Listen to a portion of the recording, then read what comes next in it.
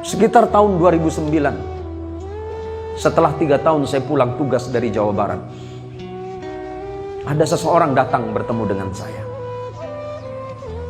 Assalamualaikum Ustaz. Waalaikumsalam. Sampean dari mana? Saya dari gang sebelah Ustaz. Boleh saya bercerita kepada Ustaz? Boleh, silakan. Bagaimana hukumnya menyakiti hati orang tua? Saya jawab, Allah tidak akan ridho kepada orang. Sehebat apapun sujudmu kepada Allah, bahkan seandainya tempat sujudmu itu cekung karena sujudmu, tetapi engkau masih menyakiti hati ibu, sujudmu menjadi sia-sia kepada Allah. Sehebat apapun amalmu, tapi engkau pernah menyakiti orang tuamu baik dengan ucapanmu apalagi dengan tingkahmu, maka dipastikan Allah tidak akan ridho kepadamu. Terima kasih Ustaz. Saya hanya ingin bercerita kepada Ustaz. Beberapa hari yang lalu,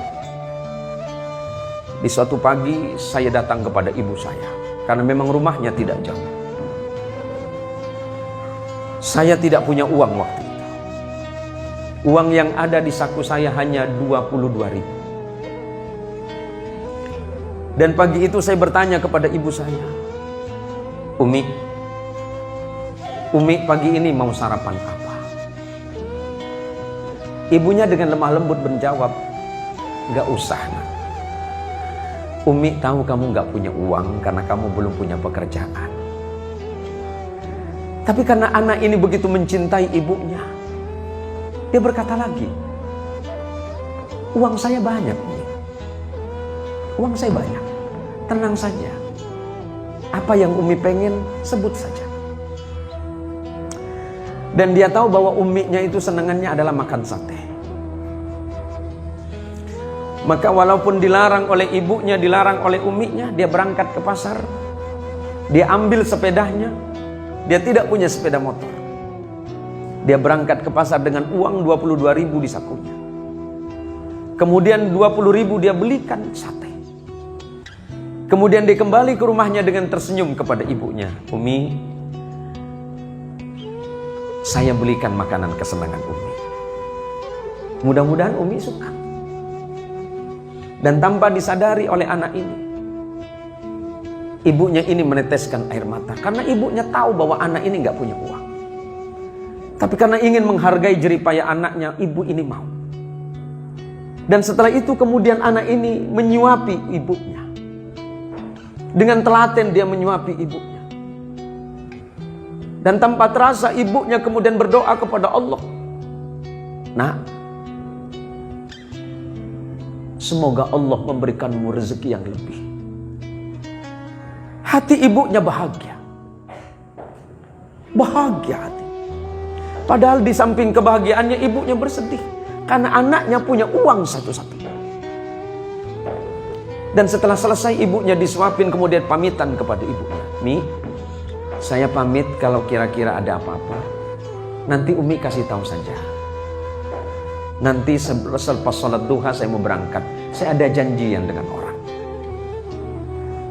Selepas sholat duha kemudian anak ini berangkat dengan uang hanya 2.000 di sakunya. 2.000 rupiah.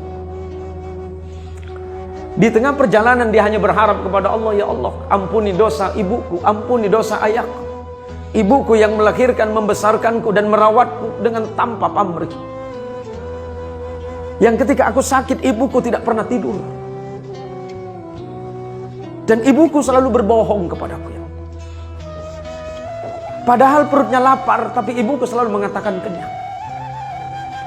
Ketika ibuku tidak punya uang, dia selalu mengatakan dia punya uang. Selamatkan ibuku. Itu terus yang diucapkan dalam hati. Ketika sampai di tengah jalan, di perjalanan, tiba-tiba dia dicegat oleh seorang ibu. Seorang nenek-nenek. Dan ibu nenek ini berkata kepada anak ini, "Nak, saya mau nyebrang." Si anak muda ini berpikir ibu ini akan menyeberang jalan. Rupanya ibu ini akan ke kota seberang. Dan pada waktu itu angkot atau angkutan umum atau oplet Ongkosnya Rp2.000 dan itu hanya satu-satunya yang ada di sakunya. Tapi karena dia mencintai ibunya, setiap ada perempuan tua dia menganggap itu sebagai ibunya. Maka dengan sigap anak muda ini bilang, "Ibu, silakan naik. Nanti saya bilang sama sopirnya ibu turun di mana." Maka kemudian anak muda ini dengan sisa uang yang Rp2.000 kemudian diberikan kepada sopir ini sebagai bayaran terhadap nenek yang sudah naik angkot. Berarti habis uang di sakunya. Tapi dia bahagia. Karena bagi dia membahagiakan ibu dan membahagiakan orang yang seumuran dengan ibunya adalah sebuah kenikmatan. Dan kemudian tidak berapa lama Allah membalasnya. 20.000 yang dia bayarkan untuk membelikan makanan ibunya dan 2.000 yang dia bayarkan untuk ongkos ibu tua tadi, Allah balas hanya dalam hitungan 30 detik. Dari arah depan tiba-tiba ada sebuah mobil mewah yang mengklakson dia. Kemudian sopir ini memanggil anak muda tadi. Dan kejadiannya ini sekitar tahun 2009.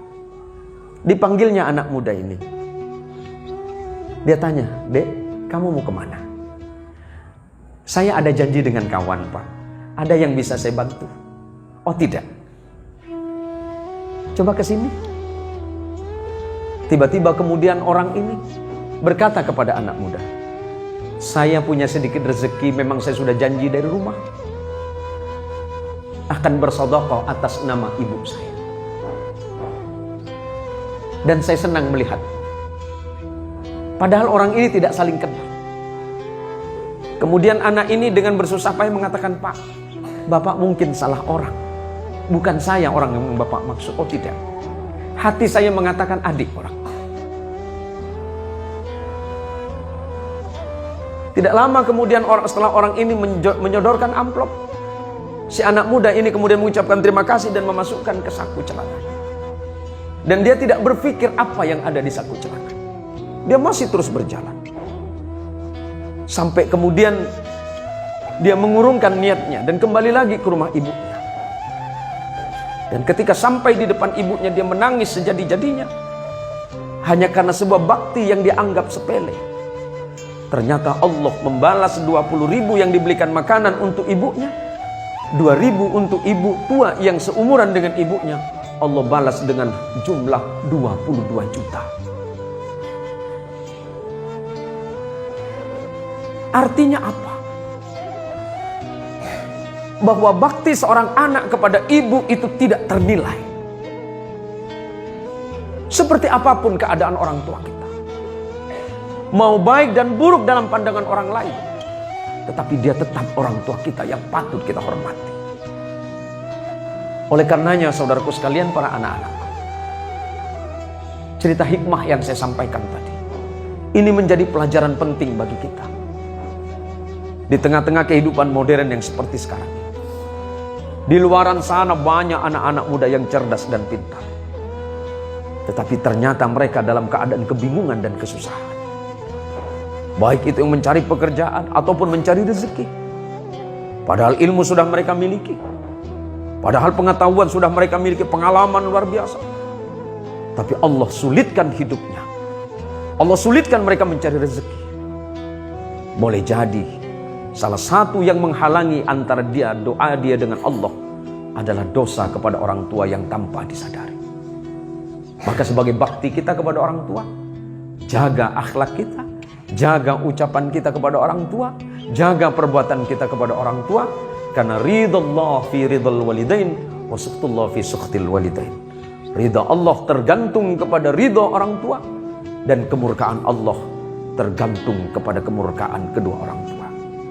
Semoga Allah Subhanahu wa taala menjadikan kita semuanya orang-orang yang salih, anak keturunan kita menjadi anak yang salih dan salihah, istri kita menjadi istri yang salihah, suaminya menjadi suami yang salih, dan santri-santri yang ada di depan kita ini kelak adalah orang-orang yang mampu mendoakan kita semuanya.